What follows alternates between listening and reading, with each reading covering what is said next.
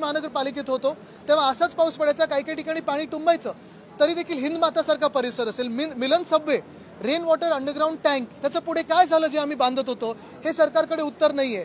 हिंदमाता असेल किंवा इतर असेल, डी वॉटरिंग पंप्स जे लावायला लागतात ते लावले नाहीत. हिंदमातामध्ये यशस्वी ठरलेलं आहे, पण इतर ठिकाणी ओळखून जे लावायला लागतं ते झालं नाहीये.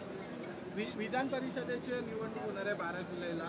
11 उमेदवार पाहिजे होते, मात्र 12 देण्यात आले आहे. एकाची कोणाची तरी दांडीकुल होणार आहे. काय वाटतं महाविकास निकालांत बघू. तुम्ही कुठचं काल काय प्रश्न विचारत होता? नाही, एक कोणतरी प्रश्न विचारत होता तुम्ही नाचावं नका. अंबानी कुटुंबियांच्या हळदीच्या कार्यक्रमामध्ये सहभागी झाला. विरोधक अशी टीका करतात, एकीकडे तुम्ही उद्योगपतीवर टीका करता, मात्र त्यांच्याच लग्न कार्यक्रमामध्ये. मला ह्याच प्रश्नाची अपेक्षा होती.